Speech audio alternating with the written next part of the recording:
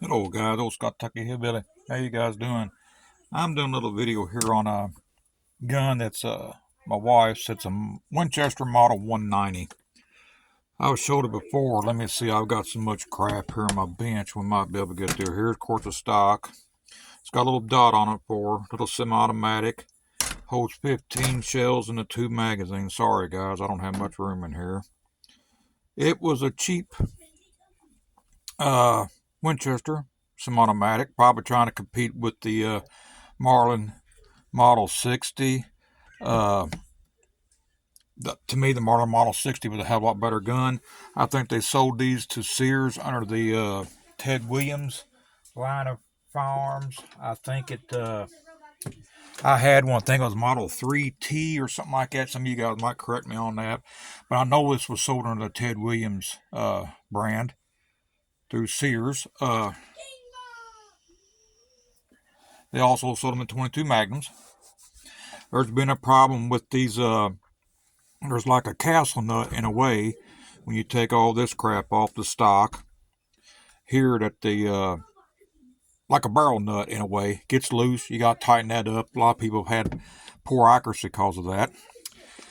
I took this one apart because my wife was having some light primer strikes and hadn't been cleaned in a while because this one right here is a pain in the butt. On the action here, well, there's a little snap cap I just had come out. I'll try not to do that again. Let's see if I can.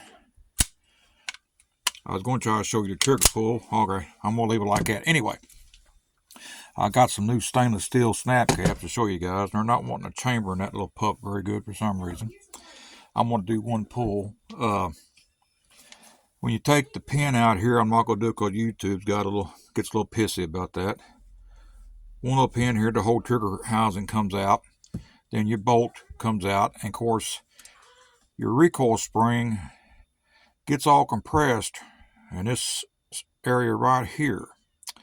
And the recoil spring, if you can see my other finger over here, I guarantee the recoil spring is probably this long or a little longer. I guarantee it's that damn long in this damn action this gun. And I had before tried to compress that spring with screwdrivers when I got it up. And I thought about it. And if I took the stock off is what I'm getting at. And the recoil spring, there's a hole back here that it comes through and just rests in a little round recess spot in this stock. Not a hole, it doesn't go in maybe a 1/16 of an inch, just enough to hold it there. But that was easier because I could compress the recoil spring this way with my bolt in there, put the stock on, hold it there, and I put my bolt there and bolt it, and that was a hell of a lot easier than trying to grab that spring and compress it with a couple of flathead screwdrivers, forcing it up into the bolt. In other words, what I was doing. And that was a pain in the butt. Anyway, that's the main complaint I had with this rifle, is why I never took it all the way down to clean it, because that recoil spring's a bear. And of course, she was filthy as heck. It might have only had 300 rounds through it in the last 2 or 3 years, but it had been cleaned with the bolt out in 2 or 3 years. So she was gummed up pretty good with rimfire, you know how they get. Anyway, that's the big deal with these Winchester Model 190s. They're okay. They're nothing to write home about. Accuracy is so-so. I mean, just no cheap 22 at Winchester tried to put out to compete with like I said, the Marlin Model 60 and the Marlin 60 blew it out of the water as far as I'm concerned. I'm going to give you one trigger pull. I did one earlier, and it's got probably over a 7-pound trigger. I read on some Rimfire Central thing a while ago where some guy said he thought it had a good trigger. If anybody says this rifle's got a good trigger, they're lying. I mean, it's got a weird trigger.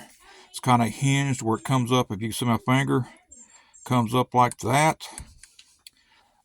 It's weird, and it's very bad. I'm going to see if I can get you here just to show you. I bet it's over 7 pounds. Well, that made a liar, but it's 6 pounds, 1.5 ounces. On the average, it's a 7-pound trigger on this rifle. So that to me is, of course, like I said, I'm not a trigger snob. You know, it's not nothing like that, guys. But it's how this hinged part here, if you can see it, it doesn't come back. You got to come up with it. And that's kind of weird when you pull on a trigger. That's a different, to me, action than a trigger that comes back. This one's hinged, it comes up. And that was kind of weird to me.